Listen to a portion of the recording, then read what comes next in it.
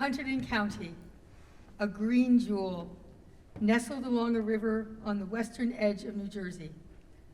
Hunterdon was named and became its own county in 1714, long before the events of 250 years ago, when history took place right here to help form the United States. A place of old stone walls and gentle rolling fields of crops, where the modern world of today stands shoulder to shoulder with the friendly ghosts of the past. Look closer. Who's that down there in Ringo's by the Sourland Mountains to the south? A horse named Zeke, going about his business. And to the west, toward the river in Surgeonsville, I see a new township hall. Farther north, in Franklin, a one-room schoolhouse. In Frenchtown, an auction is taking place. Up in Milford, a little boy named Sam is playing marbles on his family farm, and in Lebanon Township, a little girl is missing her father. And oh, what's happening in Highbridge, over by the railroad trestle? Some kind of cacophony. I think we need to look a bit closer, don't you? This old map has some tales to tell. I think it's time to hear 7 stories of Old Hunterdon.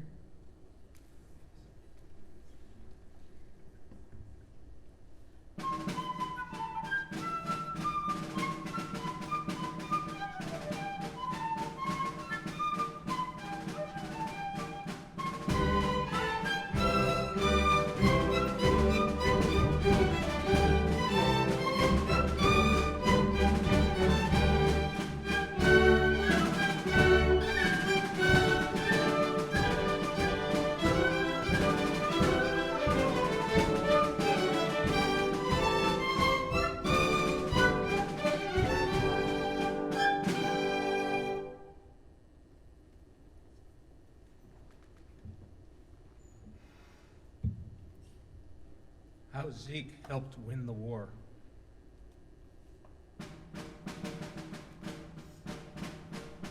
Spring 1773, a colt was born in Amwell Township and named Ezekiel. Zeke to his owner. One day, just when Zeke was just a yearling, his owner came into his paddock and saddled Zeke's mother for a ride to a political meeting at the John Ringo Tavern.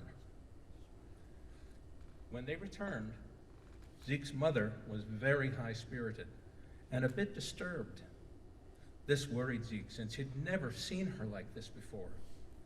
She said the men at the meeting thought the colony was being treated unfairly by Great Britain.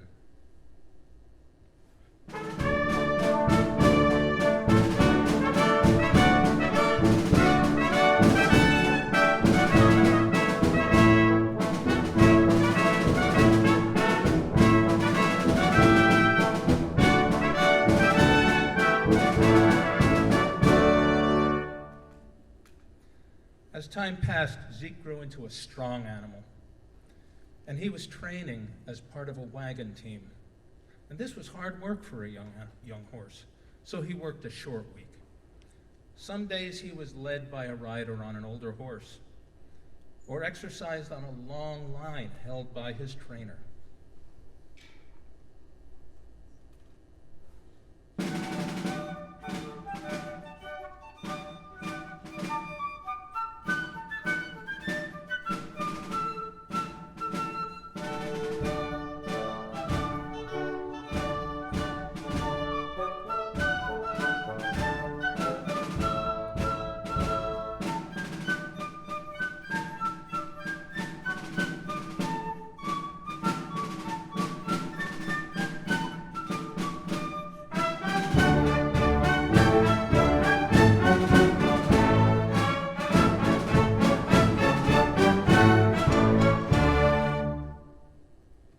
One day, all the neighboring farmers came to discuss important news with Zeke's owner.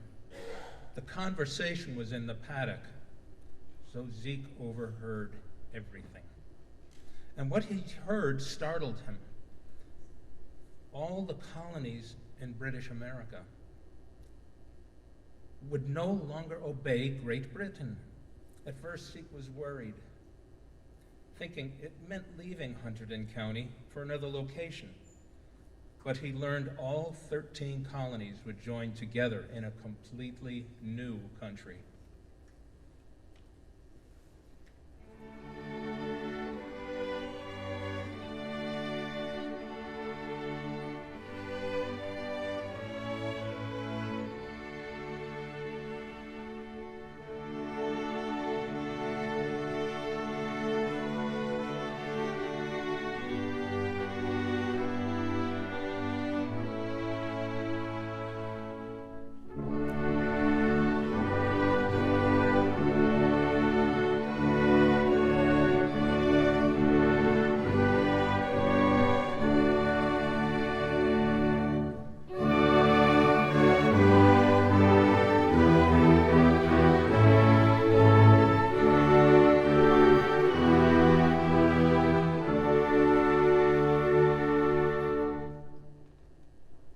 One day in 1776, when Zeke was 3, his owner saddled his mother, and they rode off to the nearby town of Flemington.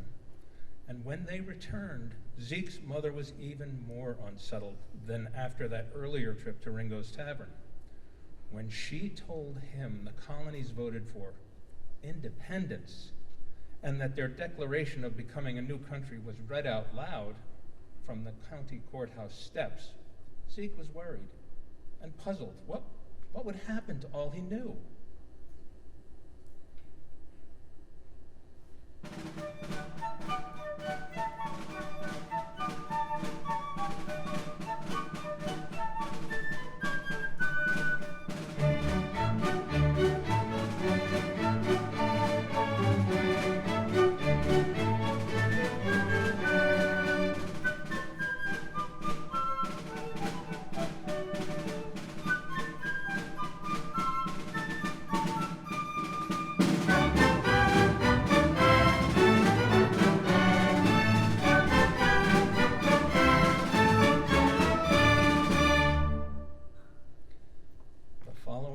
Were difficult for the new United States of America.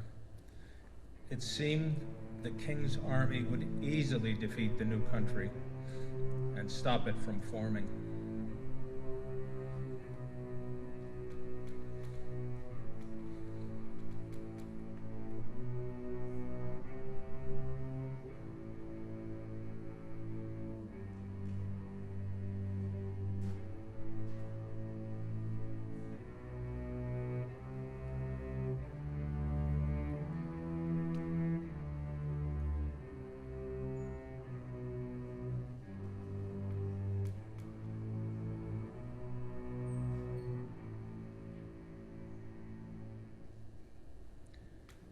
And one day, Zeke watched from a field as the American soldiers retreated along the road to get away from the King's soldiers. He saw emaciated men and thin, bony animals. That's terrible. Those men and animals, they look miserable. I'm glad I'm not part of that.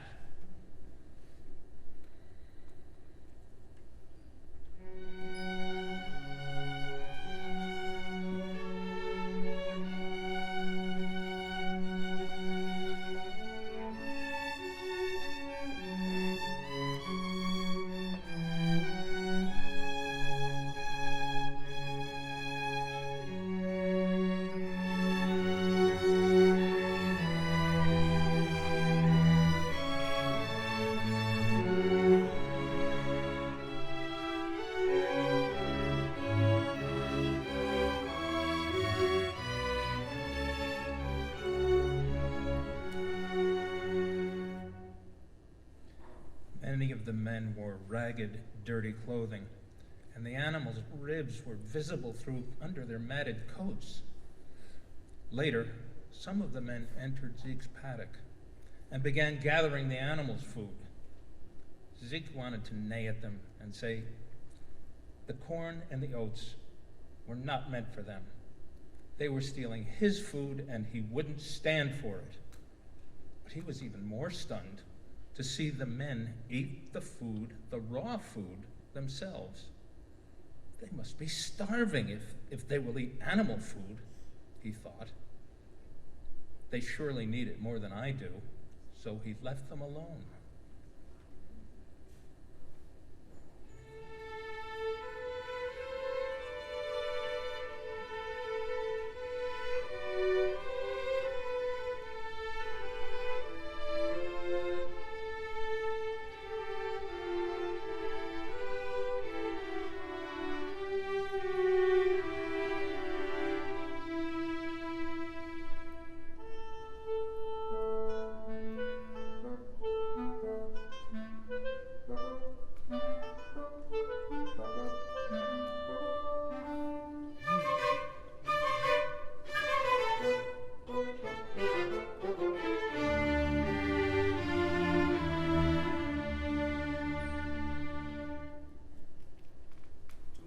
Passed.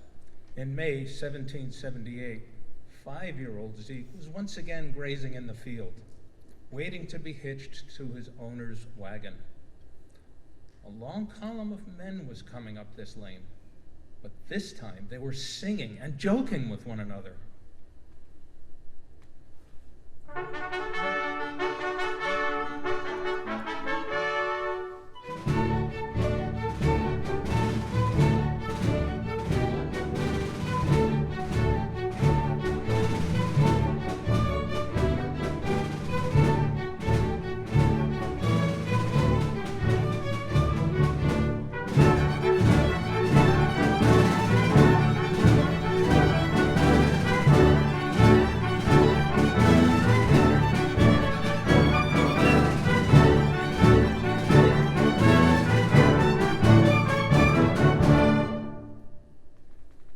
They were marching like real soldiers.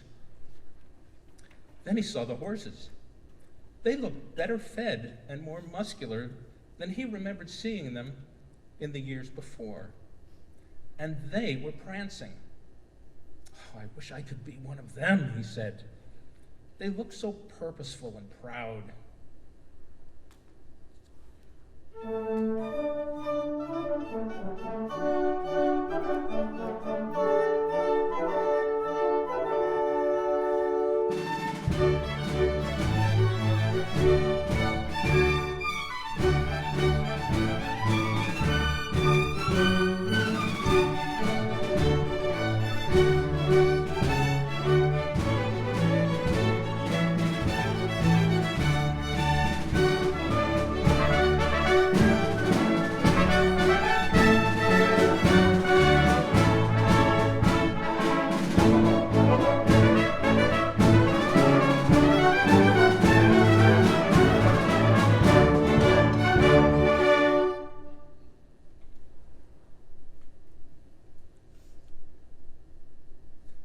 Zeke never left the farm life to join the army. Instead, he spent his time making what he saw as a boring wagon trip to and from a town in the North County, delivering wheat. Zeke's destination was called Hofftown, although a place that would eventually come to be known as Pittstown. Up and down, up and down. It all seemed so pointless to Zeke.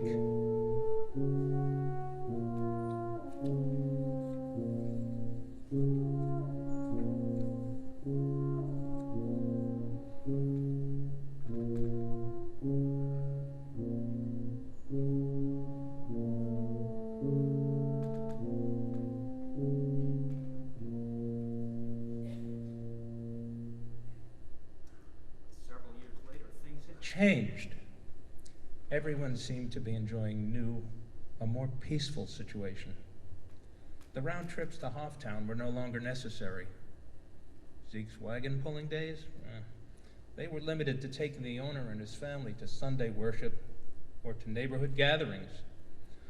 Other animals from nearby farms had made the same boring trip to Hofftown with their owners, and during these peacetime excursions, Zeke often overheard them talking.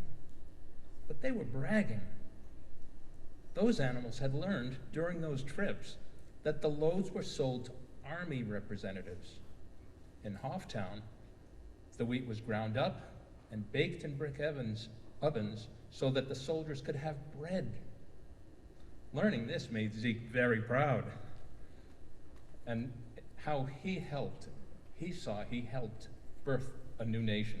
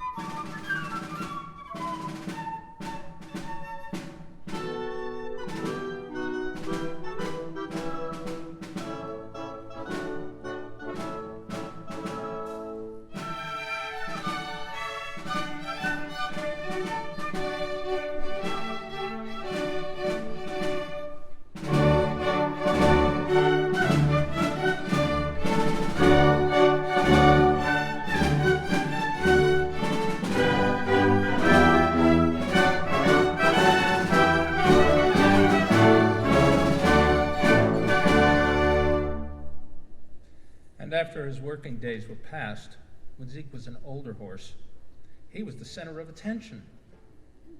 The young foals on the farm always enjoyed hearing all about Zeke's contribution to the war for independence.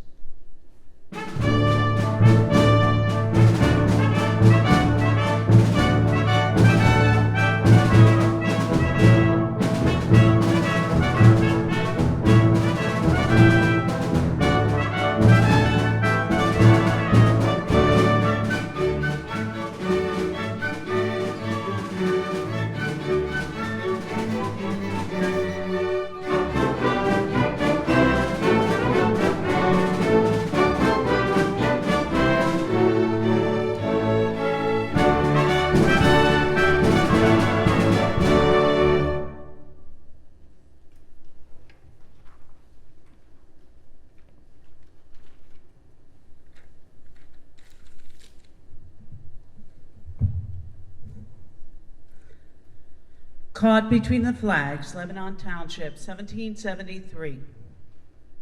My name is Christiana Vogt.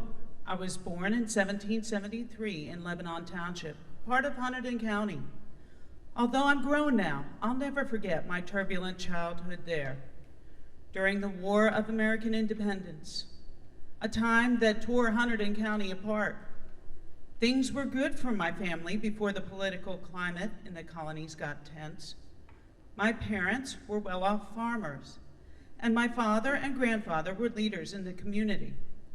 The land we farmed had been purchased by my great-grandparents who fled Germany to escape religious persecution and received special permission from Queen Anne of England to settle in America.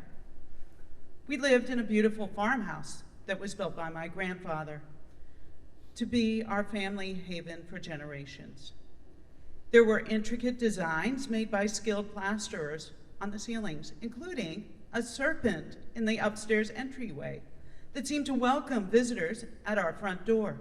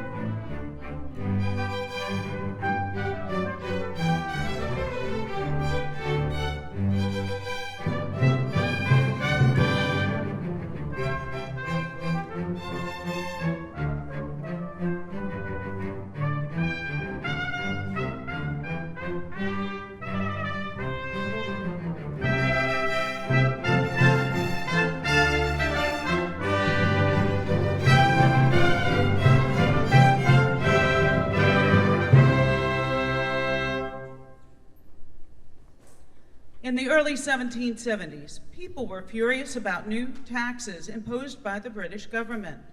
After the Boston Tea Party, the colonies were punished with strict laws, and support for independence gained popularity.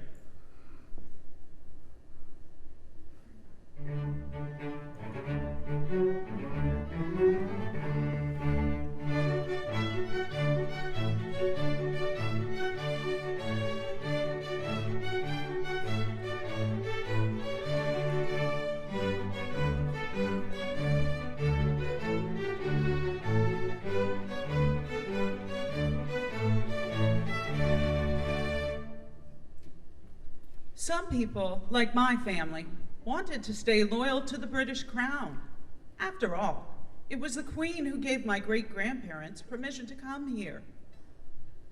Patriot militias formed to fight for colonial rights and eventually for independence. My father, grandfather, and some neighbors who also felt loyal to the King refused to join. Our community split into factions, patriots, loyalists, and this caused neighbors who had been friends to become enemies.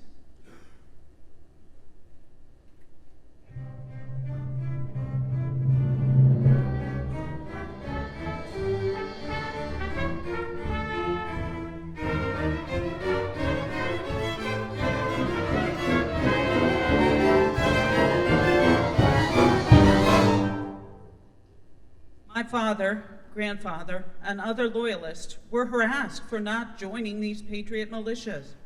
They got fed up. One night in 1776, they stormed the tavern owned by our next-door neighbor, Thomas Jones.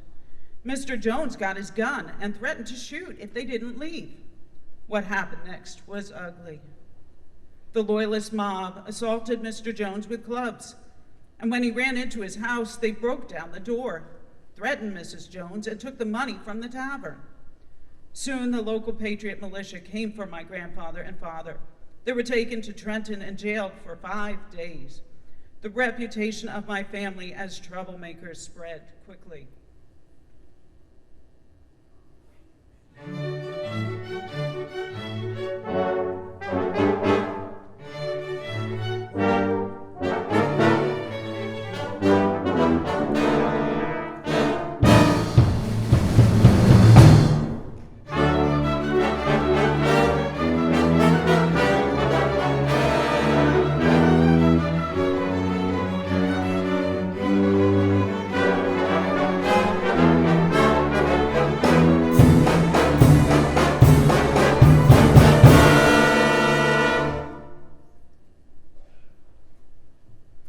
Life became very difficult for my family. Later that year, when British forces set up camp in New Jersey, my father and grandfather went to join them. Life got even harder on the farm for my mother, grandmother, and us children. Many of our belongings and livestock were confiscated by the Patriots for war funds, including my favorite hen, Penelope. In 1779, the government finally took our whole farm. We packed what we could, took our 2 slaves, and moved to New York, where my father was stationed at the time. And that, unfortunately, was the last we saw of Hunterdon County and our beloved home in Lebanon Township. It is sad we had to leave that way, with neighbors fighting neighbors, friendships torn apart, and our land farmed over generations taken from us. But others were suffering too. Hunterdon County was in deplorable condition. People didn't just die from battles. It was smallpox, influenza, typhus epidemics too, and hunger that led to malnutrition and plundering. It was a terrible time. When the Patriots won the war, we became refugees. We started over in Nova Scotia, where the British government was offering land to loyalist families. My family spent 8 years there trying to farm the rocky soil, thinking about the terrible things our house had seen back in Hunterdon County. Years later, when the political climate had calmed down, the British compensated us with money for the land and the farmhouse we lost in New Jersey. And in 1792, when I was 19, my family decided to start over once again in upstate New York.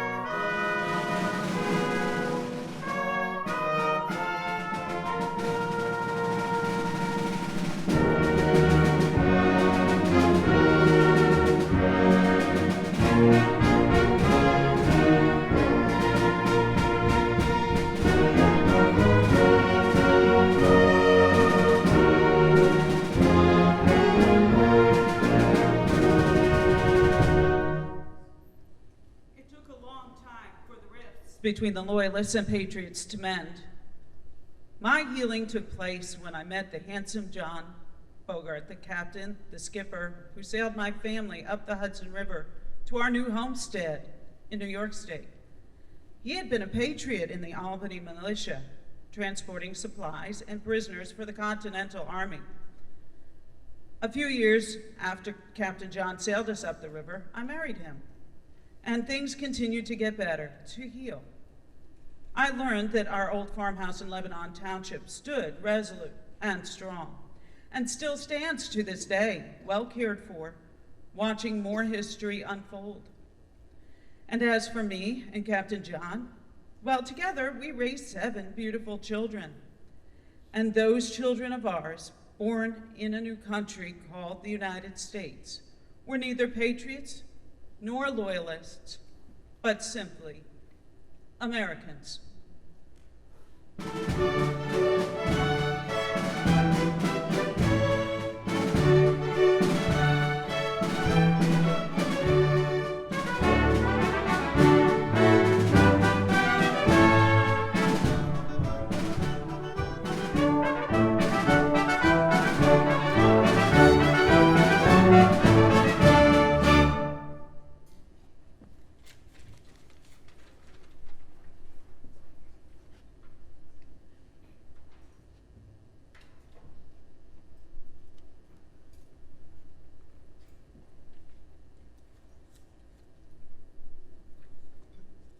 Skunktown, Delaware Township, 1838.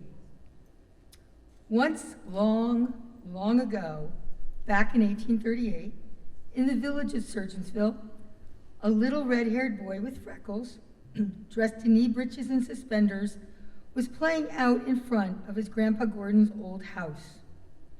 Grandpa Gordon's old house used to be a tavern. To be exact, it was called Gordon's Tavern, and many a person had had a good drink there. It was at the intersection of 2 important roads in Hunterdon County. One road that ran west to east from Rosemont to Ringo's and Lamberville, and another road that went north to south that connected Flemington, the county seat, with Stockton. But later, Grandpa Gordon and his family, including the little red-haired boy, moved to the house next door. And now, in 1838, the tavern in Surgeonsville was being converted to something else for a very important purpose. It was going to be the municipal building for the newly incorporated Township of Delaware. It was a proud moment for the village because a sign was being posted in front of the building displaying the new name Delaware Township. And on this particular afternoon, as the little boy watched, 3 men started to dig a very deep hole for the sign, which was to be erected the next day. The sound of shovels at work drew a small crowd of spectators. The blacksmith in his heavy leather apron and the proprietor of the general store in his thin white apron stood together with their arms crossed, silently wondering, where are we going to go now for a good drink and to hear the latest gossip?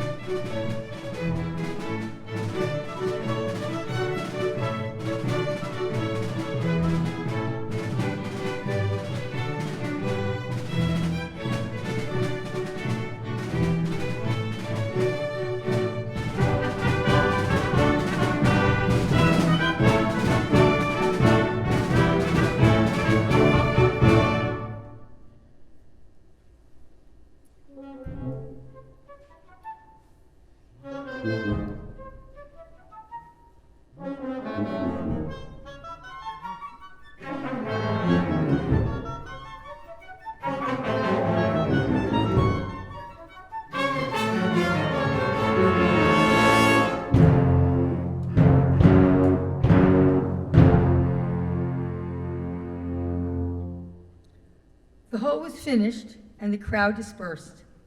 But that night, something really strange happened when no one was around to see. Several local skunks who were known to prowl around the tavern got a bit too curious about the dig. With no people around to scare them away, they came too close to the hole.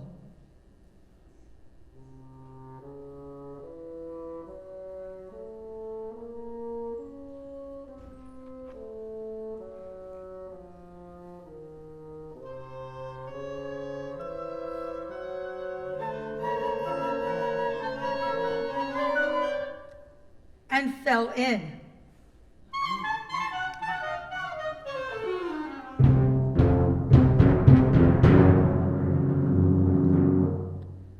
The next morning, the little red-haired boy came to check on the big hole. But he didn't just find a hole. He found a hole full of skunks. He ran excitedly to tell his grandpa. Being the wise man that he was, Grandpa Gordon said to his grandson, "I know how to get them out without being sprayed." He went to his shed and rooted around, pulling out this and that, and came out carrying a long board under his arm. He headed over to the hole, the boy at his heels, as the boy watched from a safe distance.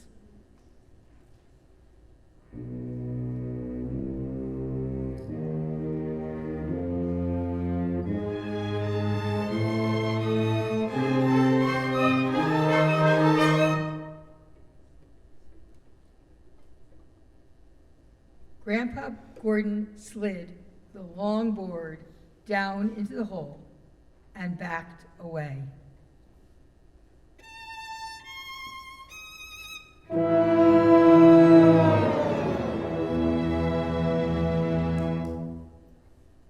And out marched the skunks, without so much as one stink.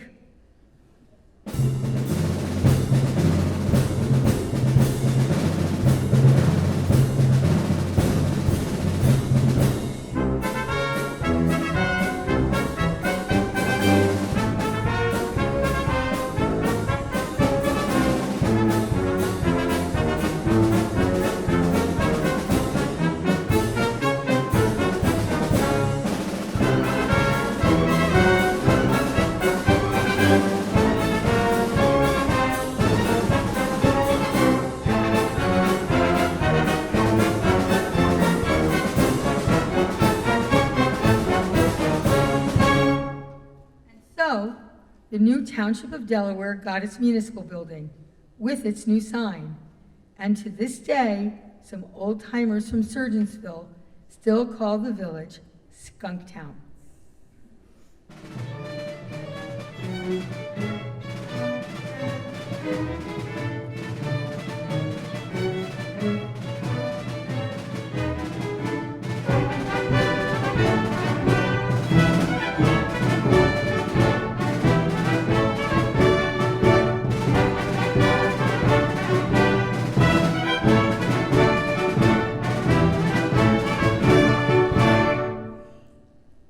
Taking a 10-minute intermission right now, and we hope you'll go outside and consider purchasing this delightful storybook, 7 Tales of Old Hunterdon, available outside.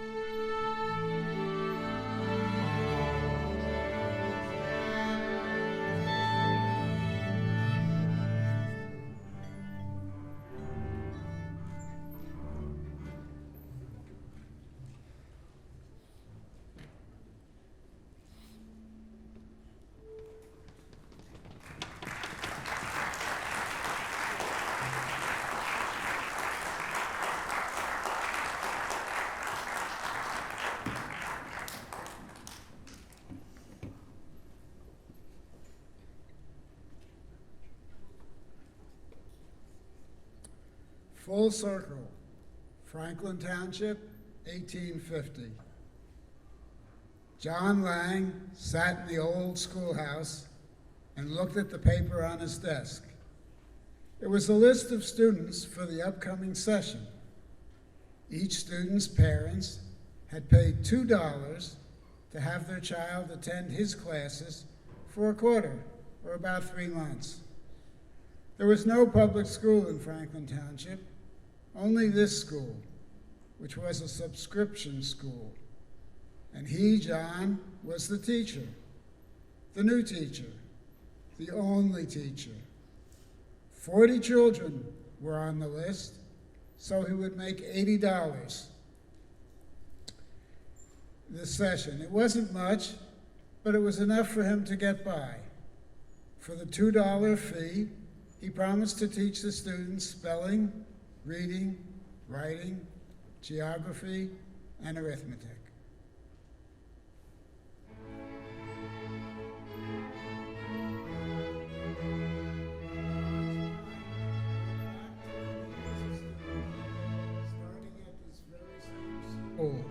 In 1830. The school was then, as now, a one-room, dilapidated structure about 20 feet square. Neither the outside nor the inside was painted. The seats were slabs of logs with the bark removed only on the side that met his bottom. Writing was done on desks, and arithmetic problems worked out on slates. As rough and rugged as the physical aspects of the school were, they were not the most intimidating part of the experience. Most of the fear and worry came from his teacher, whom the students called Aunt Peggy. She was an old spinster with glasses and wrinkles. John figured that she had seen 50 winters and no summers.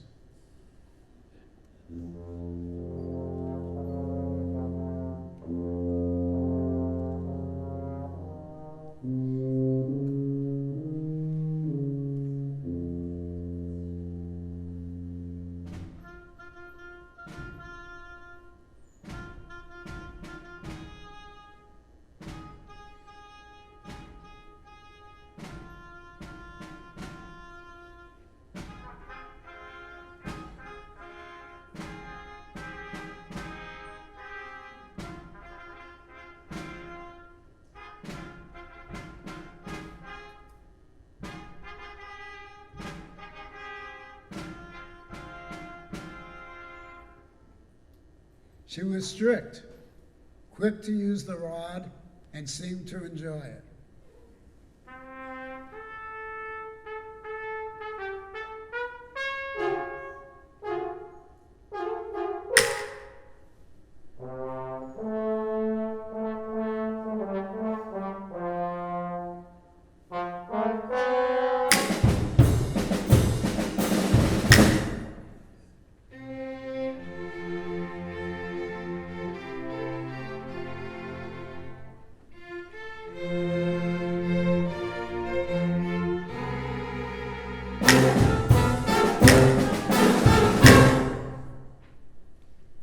But John was a good student and didn't recall ever being on the receiving end of Aunt Peggy's discipline. In time, he respected her, and she held a special place in his heart as the teacher who taught him to read.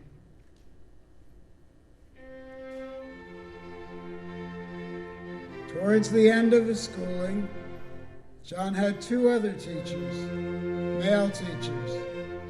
Both went on to more illustrious careers, one in medicine and one in mathematics and surveying. For them, the teaching job was just a starting point, a brief interlude to get their bearings, and neither had made quite the impact on his life that Aunt Peggy had. The old school students had come and gone as time went by. Initials notched in desks and chairs were their only remains. Even John had graduated, but now he was back, in the flesh. He was the new teacher, and today he felt the presence of Aunt Peggy. It seemed like she was there in front of him, rod in hand. Now, Johnny, you do right by these kids. Prepare them for the rough world. John looked once more at the list of students, children who would be coming here to his schoolhouse in just a few days to learn spelling, reading, writing, geography, and arithmetic. His preparations were made. He was ready. It was time to go home for dinner, but first he had a promise to make. "I'll do my best, Aunt Peggy," John said out loud. And then he got up from his desk, put out the lamp, and went out the door.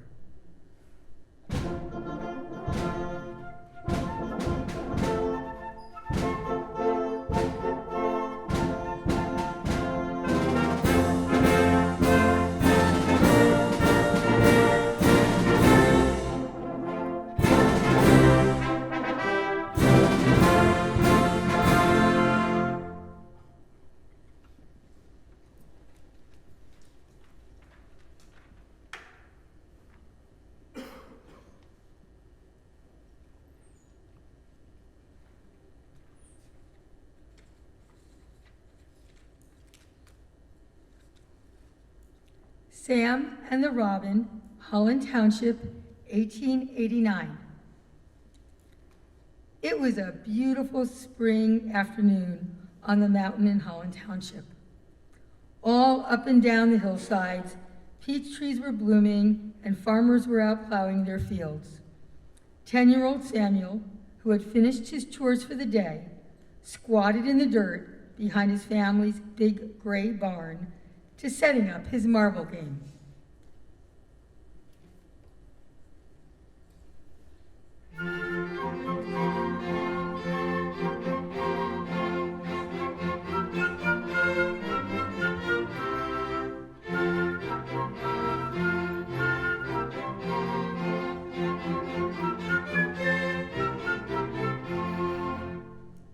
Sam missed his older brother Wesley.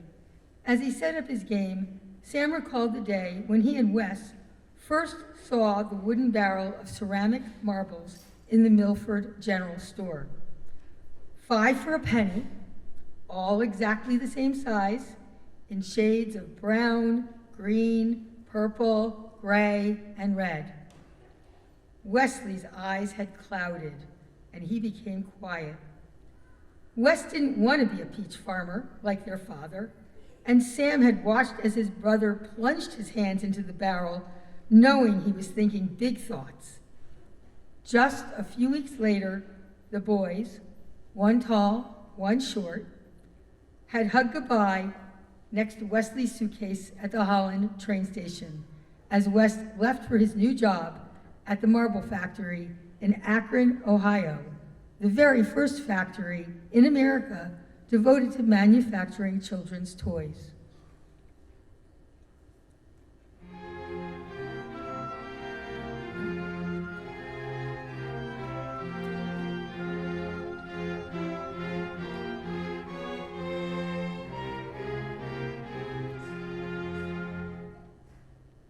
As Sam prepared his game behind the barn, drawing a circle in the dirt, a robin redbreast sang a little tune from a nearby branch.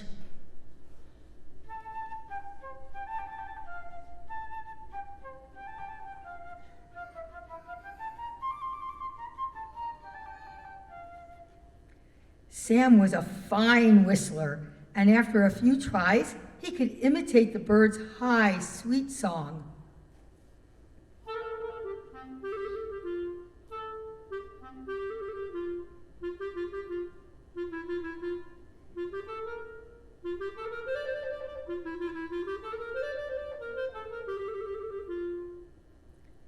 The bird sang again, and Sam answered, picking up a worm and laying it in the dirt. The robin hopped down from the branch and gobbled up the worm.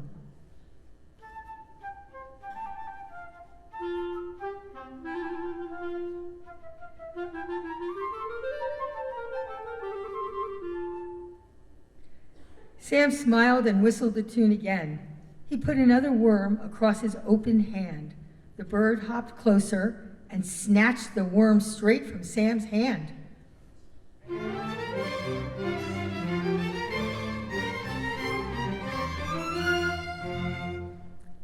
Every day, Sam gave Robin a few worms.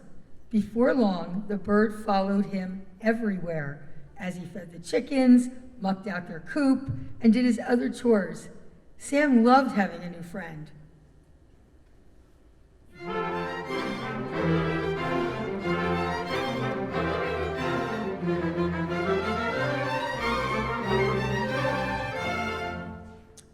When Sam's 11th birthday arrived, he received a small brown paper package in the mail from his brother. In it was a tiny muslin bag with something small and dense inside. The tag read, "Happy birthday, Sam, from Wes. I hope you like it. It's my best work so far."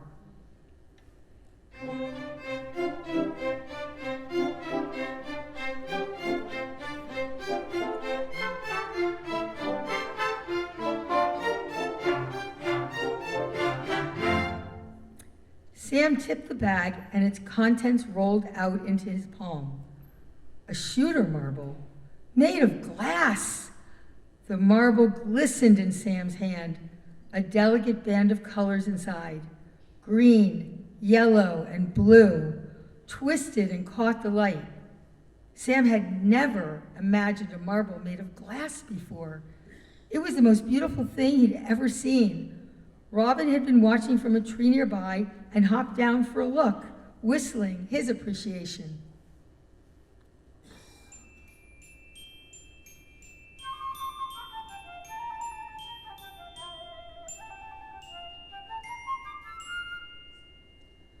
A few months later in July, it was time for the Flax Frolic, the biggest party of the year, held at his Uncle John's farm. Everyone in Milford and Holland Township came to assist with the flax harvest. Sam's family grew peaches, not flax, but his mother and sisters, who were weavers, always helped with the scutching. This was when the weavable, useful fibers of the flax were separated from the woody part. Anticipating sometime at the party with his best friend Hiram, Sam gathered his marbles to take along. As his family traveled to the party in a cart pulled by their horse, Old Jones, Sam noticed Robin flitting from branch to branch along the road, keeping pace.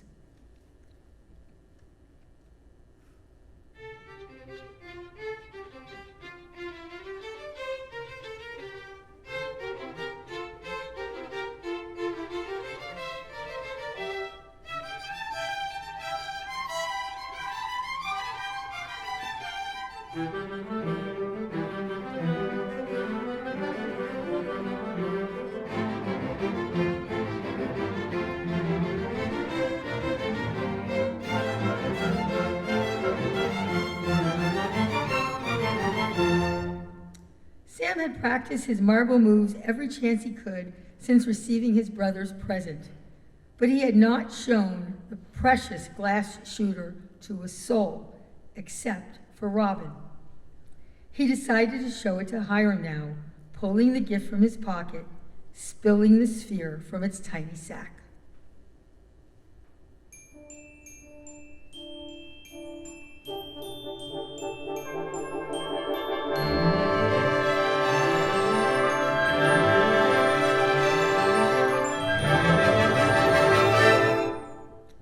"Wow," said Hiram. "I've never seen anything like that before." "Wesley made it," Sam said proudly. Both boys admired the marble as Sam held it between his thumb and forefinger, turning it so it glittered in the sunlight. Robin, who was watching from a branch beyond, sang a few appreciative notes.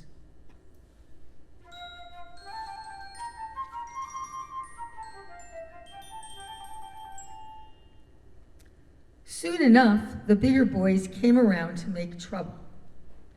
Sam felt eyes on his back and turned to see Dirk, the local bully. In his floppy hat, he He stepped forward from behind the corner of a nearby shed. Dirk and his two sidekicks had been spying on them. Sam closed his fingers around the marble. "Let me see it," demanded Dirk. "No," said Sam, feeling frightened and brave at the same time. Dirk lunged forward and wrestled the marble out of Sam's hand.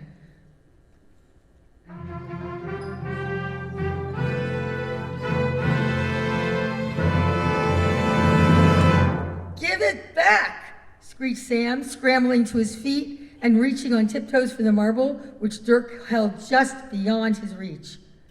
Dirk drew his arm back and lobbed the marble in the direction of some bramble bushes, and with a grin, he strode off, followed by his laughing cronies.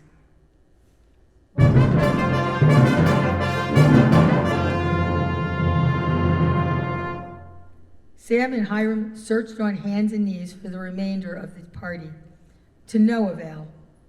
When it was almost dark and time to go home, they still had not found it. Sam was heartbroken.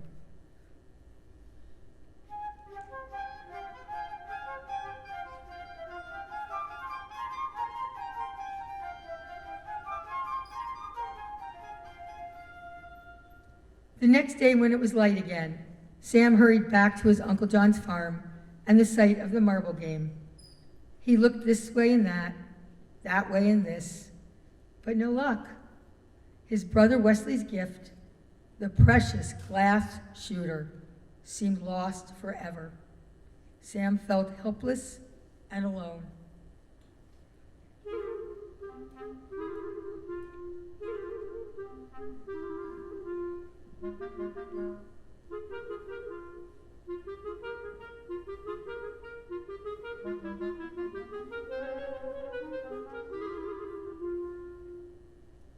And then he heard his friend, Robin, singing somewhere deep in the underbrush.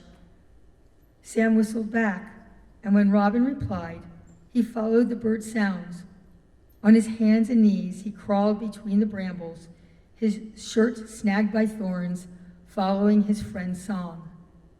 Hidden within the dark thicket at the base of a briar bush was Robin, looking very pleased, and nearly covered by the leaves at his little yellow feet shone the marble.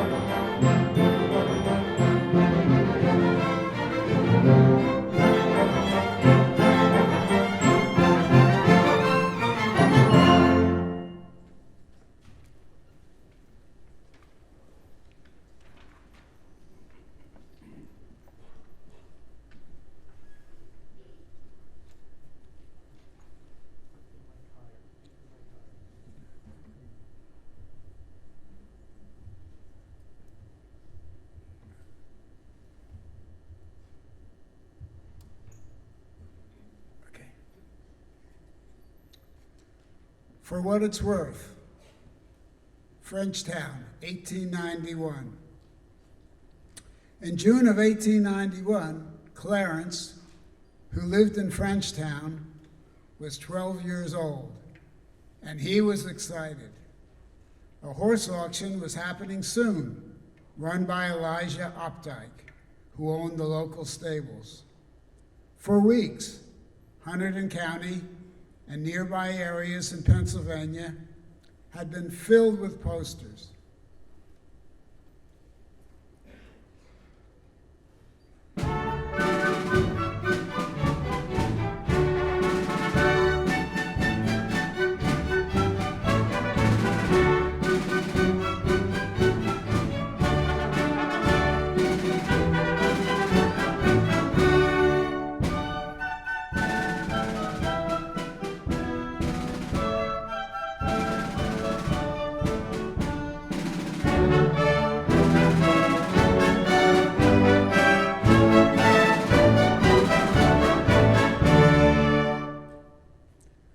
About a week prior to the auction, horses started arriving in town, often by train. Clarence and his friends would run down to the station when they heard the whistle blow. The boys loved to watch the beautiful animals. Some were spunkier than others and pranced around, but even the more docile ones had a proud air about them. One by one, they would be taken out of the holding corral and walked to the stable.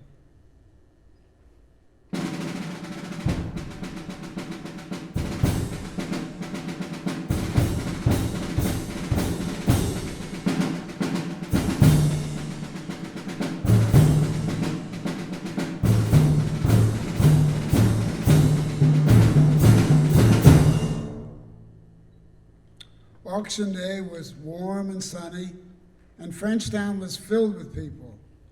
All the businesses were doing well, as the visitors bought supplies for home or food to eat. Most men brought their families.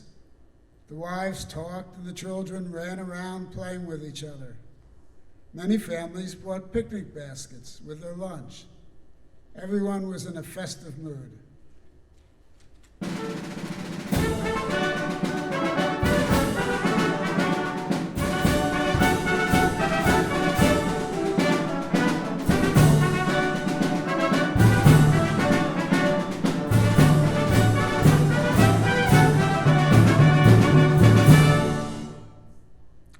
The auction was held in a field on the edge of town. The horses were in a corral to the side of the auctioneer's platform, so people could look them over. Each animal had a number on a cloth attached near its rump. Men entered the corral and inspected the animals. They looked in their mouths, lifted legs to see the hooves, and checked whatever they felt would determine the health and age of the horses. Mr. Opdyke himself, wearing his best suit, sat atop the platform next to the auctioneer. Clarence and his father found seats in the third row where they could have a good view.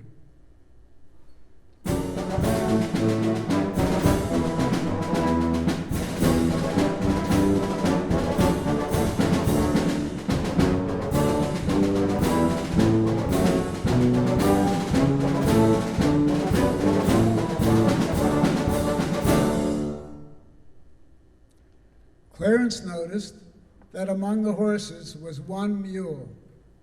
It was probably rejected from its previous life of pulling boats on the Delaware Canal. It looked old and tired, but then mules always appeared that way to him. Perhaps these feelings were enhanced by the work that the mules did, the drudgery of pulling canal boats or plows. Horses pulled plows, but they also moved sporty buggies. You could ride a horse high up in the saddle, directly controlling that powerful animal. A person had a feeling of great importance. Riding a horse at a gallop was a thrill like no other. Still, the mule interested Clarence. It would probably not cost much, and it would be his. He could build a buggy, and the mule would take him wherever he wanted to go.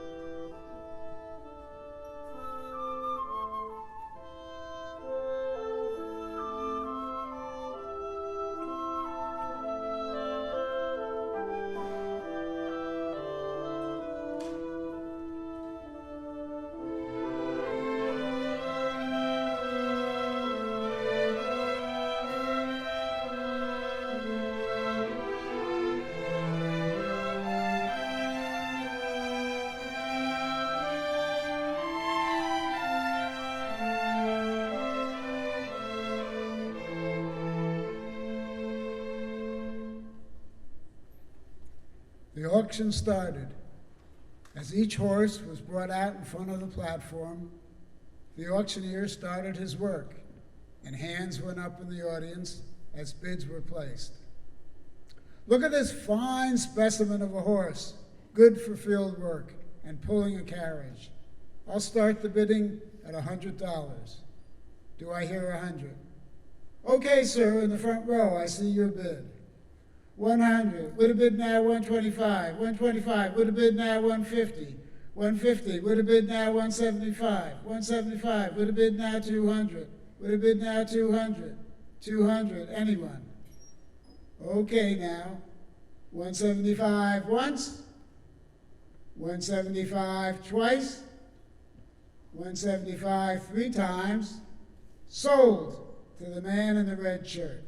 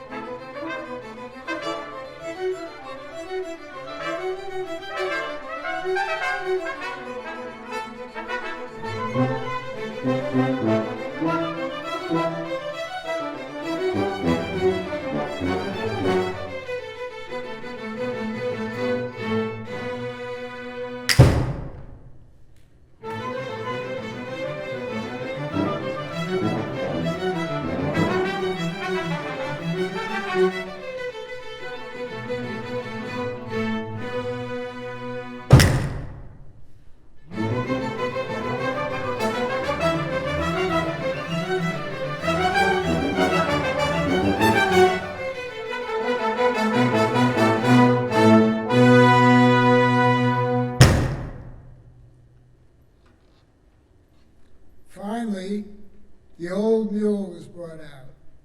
The auctioneer smiled. Here's a fine workman. Still plenty of life in the old boy. Clarence whispered to his father, if it's not going to be too much money, could you buy him for me? Even if it's not much money, we still have to feed him, his father said. I promise to take care of him, Clarence replied. His father said, we'll see. The auctioneer started the bidding. What do I hear for a start? There was silence. The audience was still. No hands were raised. The auctioneer tried again. Still silence. Clarence felt sorry for the mule.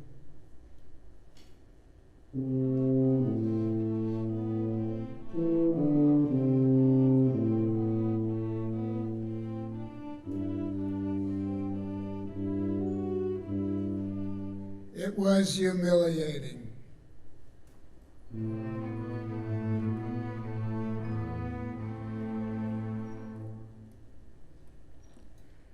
Then Mr. Opdyke stood up and came down off the platform. What was he going to do? Clarence wondered. Take the mule away? Stop the auction? Mr. Opdyke took his wallet from his pocket, and with a flourish, he made a show of tucking a $1 bill into the mule's harness. It was quiet as Mr. Opdyke climbed back to his seat. No one made a sound. And then Clarence's father yelled out, 75 cents.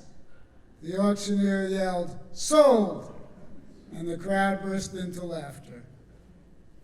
Clarence hugged his father, and then, already planning the good times ahead, he ran up to see his brand new mule.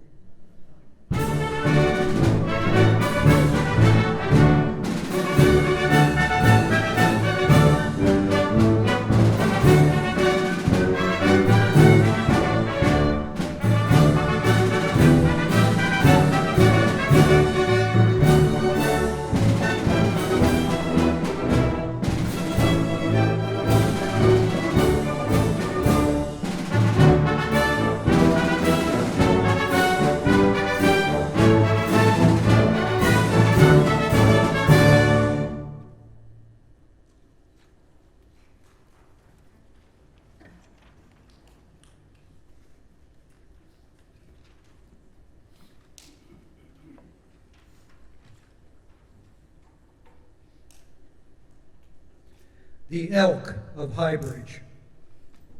Knox Taylor, an intelligent, athletic, and dapper fellow, was the 5th generation of the Taylor family and the last to reside in the Solitude House in Highbridge and run the ironworks.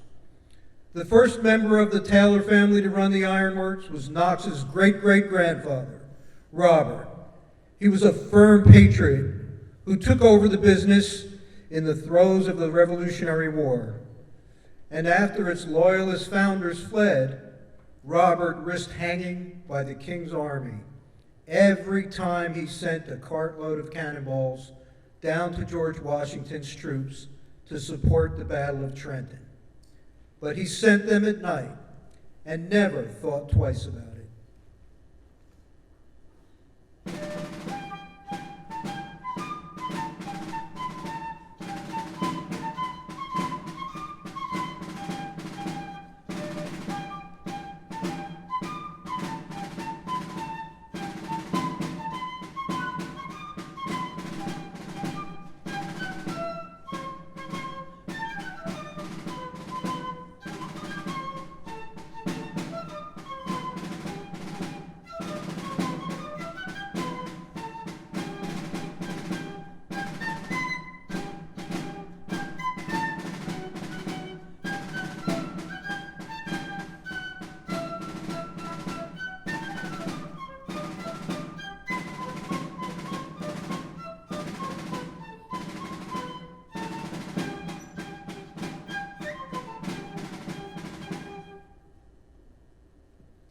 Knox himself was born in 1873, and after he matured and graduated from Princeton University, his family expected him to take up the position of authority at the ironworks.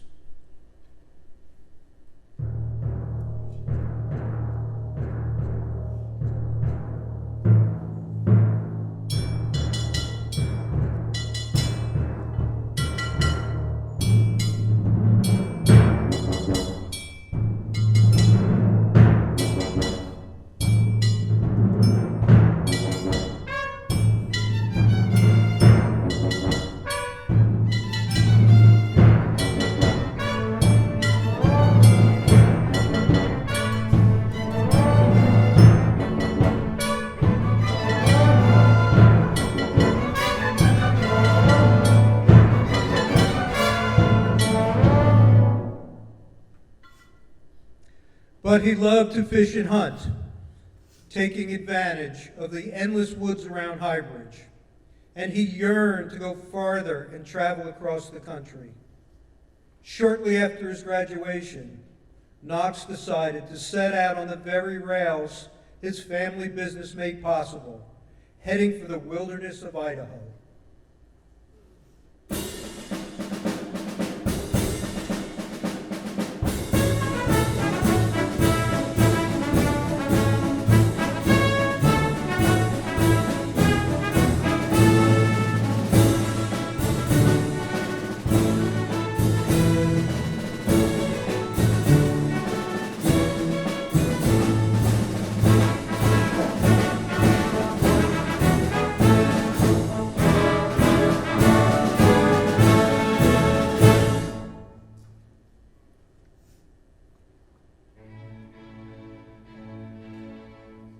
While Highbridge was wild, Idaho was even wilder.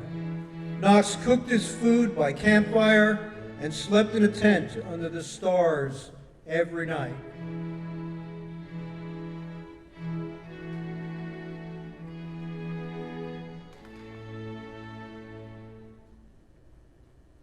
One day, out in the woods, Knox noticed a young elk calf at the edge of the lake. No mother in sight.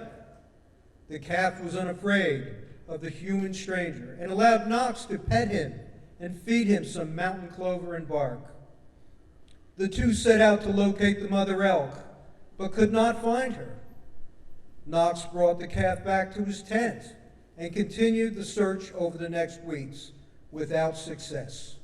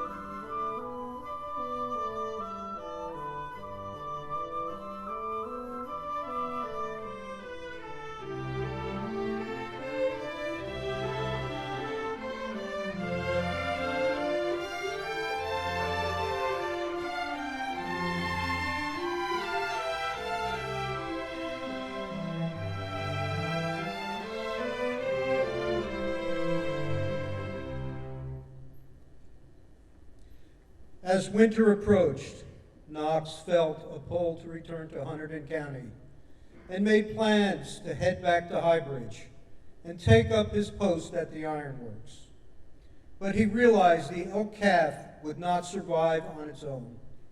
Knox decided to take his new friend home with him, and he named the elk Lucky.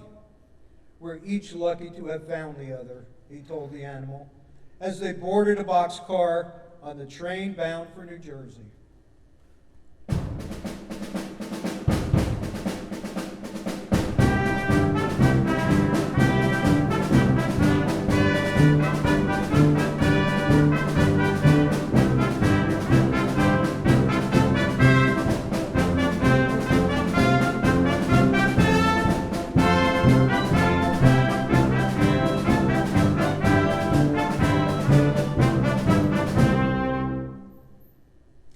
Back in Highbridge, Knox's family was glad to see him and surprised to see that he was not alone. The young elk walked along beside him, nearly shoulder to shoulder, on the road from the train station to the Solitude House, and took up residence with him there.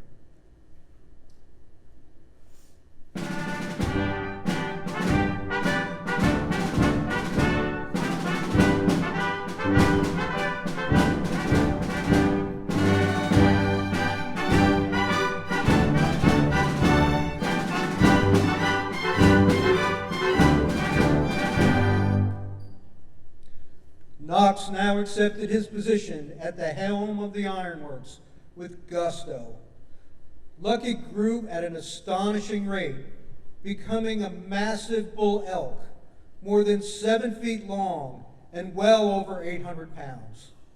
People came from far and near to see the animal as it wandered around the local woods.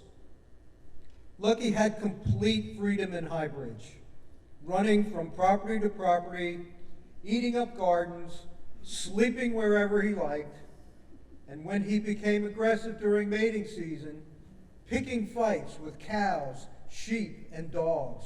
The residents complained about Knox's large and unsightly horse, destroying the town, and the officials notified Knox that the elk was a danger. Lucky had to go.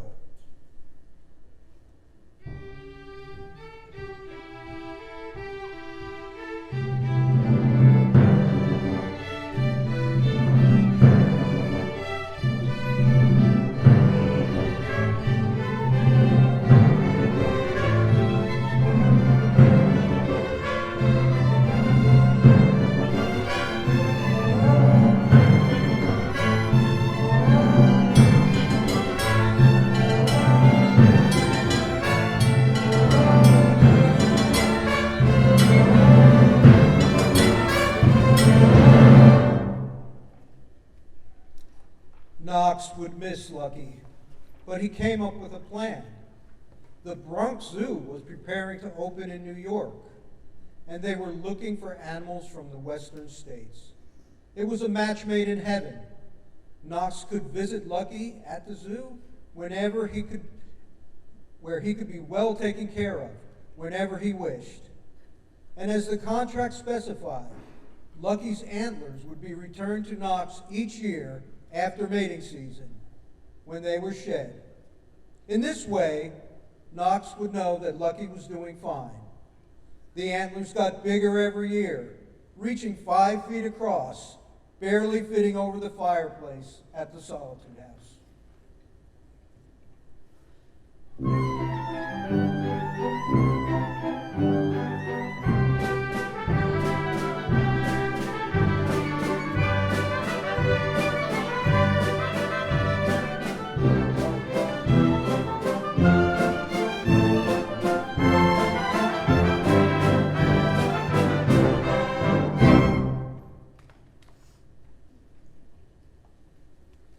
As Knox grew older himself, he enjoyed sitting by his fire, staring up at those massive antlers, musing on the carefree days in Idaho when he first met Lucky. He was glad to have ventured out to the west, but he was also glad to have returned home. Home to New Jersey and Highbridge and of course, to Hunterdon County, the very best county in the land. Huzzah!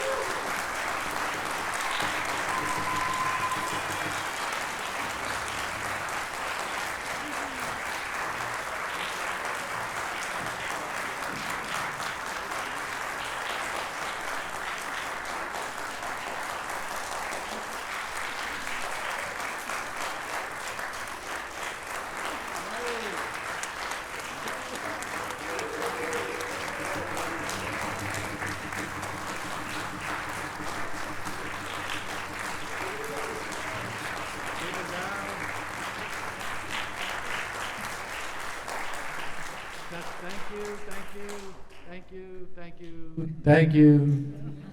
You got 7 thank yous already. Okay, just before we depart, thank you very much for coming this afternoon. As you drive out of here, the vote house is there on the right-hand side, leaving this parking lot. You'll see it on the right-hand side. And on the left-hand side. Okay.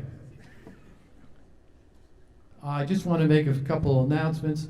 First of all, I'd like to recognize Lisa Baugh, who is one of the editors, and also Barbara Volkov, who was the author of Samson Robin, and also was the manager of this whole project. So Barbara Volkov.